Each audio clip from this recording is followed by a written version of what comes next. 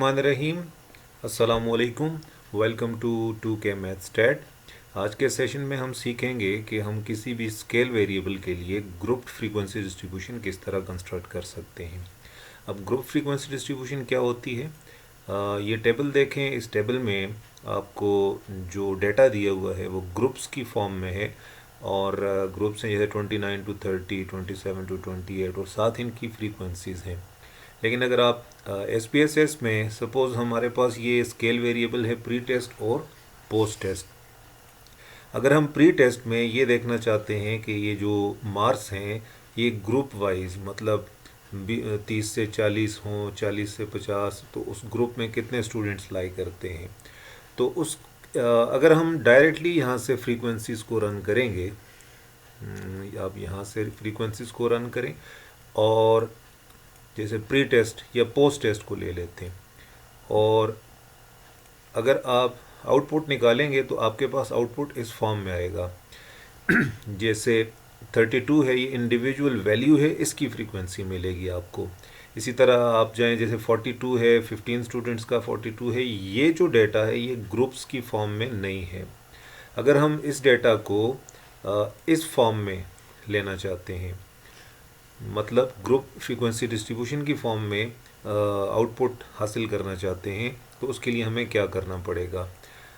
आप स्टेप्स को फॉलो करें, दोबारा डेटा व्यू में जाएं और यहाँ पे एक टैब है ट्रांसफॉर्म की टैब में जाके यहाँ से आप सिलेक्ट कर लें विजुअल बिनिंग। अब बिनिंग क्या है? बिनिंग का मतलब होता है कि आप ग्रुप्स बना लें, बिन्स बना लें। जिस तरह एक बास्केट होती है, स्पेसिफिक बास्केट है, उसमें स्पेसिफिक वैल्यूज़ या स्पेसिफिक ऑब्जेक्ट जो हैं आप पुट इन कर लेते हैं, उस तरीके से यहाँ पे बिनिंग का लफ्ज़ यूज़ हुआ है। बिनिंग में जब आप ये ऑप्शन ओपन करेंगे तो इसमें सिर्फ आपको नज़र आएंगे इस पूरे डेटा के स्केल वेरिएबल्स। क्यों? क्योंकि आपका जो ग्रुप फ्रीक्वेंसी डिस्ट्रीब्यूशन है ये नॉमिनल या ऑर्डिनल वेरिएबल्स के लिए नहीं बनाई जाती, उसके लिए ऑलरेडी फ्रीक्वेंसीज वो काउंट कर लेता है। ये स्केल वेरिएबल्स के लिए बनाई जाती है। अभी हम यहाँ जिस वेरिएबल के लिए हम बिनिंग करने जा रहे हैं उस वेरिएबल को आप राइट साइड पे जो पेन है इसमें ले आएँ और कंटिन्यू करें। जब आप कंटिन्यू करेंगे तो कुछ ये आपको देगा, वैल्यूज़ देगा। जैसे यहाँ मिनिमम वैल्यू है। इस पूरे डेटा में जितने भी केसेस हैं, कितने केसेस हैं? 2133 केसेस हैं। इनमें मिनिमम स्कोर जो है वो 32 है और मैक्सिमम स्कोर 100 है। अब हम इस डेटा को ग्रुप फ्रीक्वेंसी डिस्ट्रीब्यूशन की फॉर्म में कन्वर्ट करना चाहते हैं। अब ग्रुप फ्रीक्वेंसी डिस्ट्रीब्यूशन हम अब चूँकि ये विजुअल बिनिंग है, इसमें हम देख के डिसाइड करेंगे कि हमने ग्रुप्स किस किस साइज़ के बनाने हैं, मतलब कट पॉइंट कहाँ पे लगना चाहिए। ये आपका पूरा डेटा है 32। यहाँ पे अगर आप गौर करें तो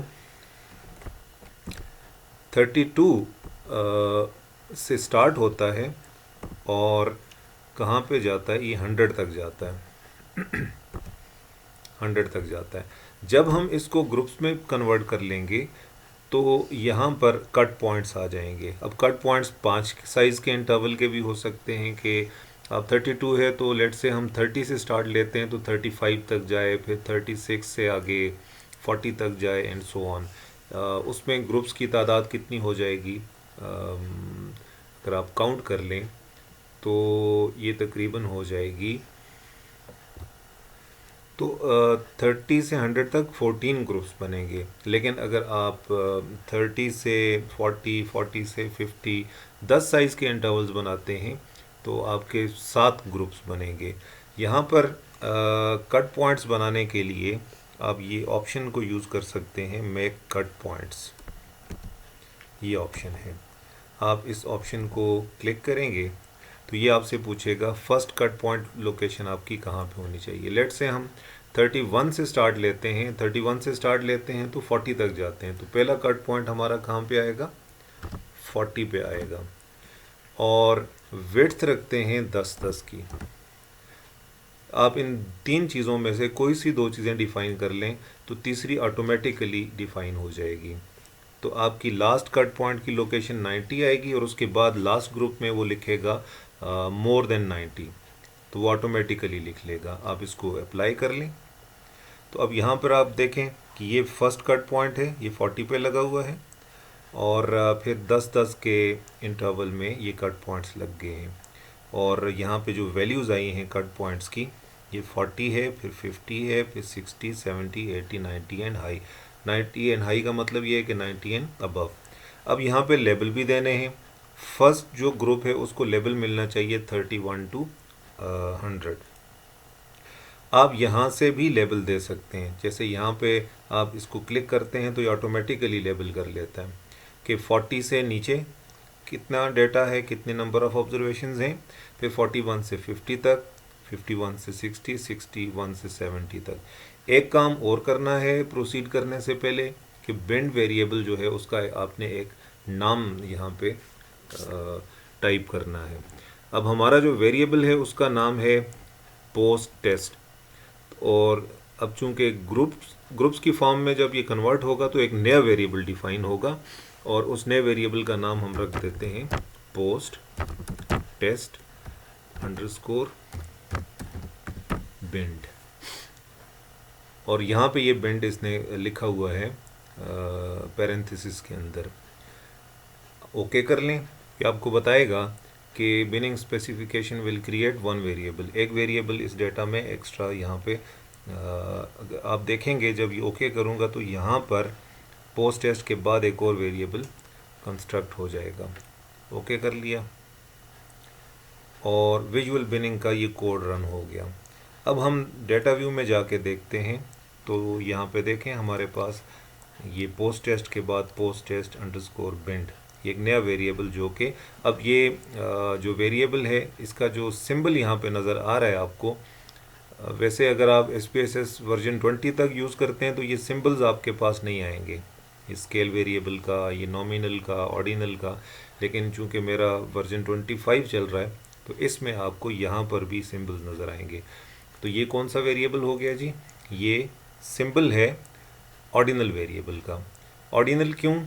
क्योंकि आपका जो मिनिमम ग्रुप है 31 से 40 तक, फिर अगला जो है अगली कैटेगरी 41 से 50 तक होगी, तो वो एक ऑर्डर में आएंगी कैटेगरीज। अब आप अगर दोबारा से फ्रीक्वेंसीज रन करेंगे, एनालाइज में जाके फ्रीक्वेंसीज रन करेंगे, इसको वापस ले आएँ, वेरिएबल ये है पोस्ट टेस्ट बिंड और फ्रीक्वेंसी टेबल कर लें। तो अब आप देखें कि जो आपको इस तरह की फ्रीक्वेंसी डिस्ट्रीब्यूशन चाहिए थी वो यहाँ पर ग्रुप्स की फॉर्म में आपको बता रहा है।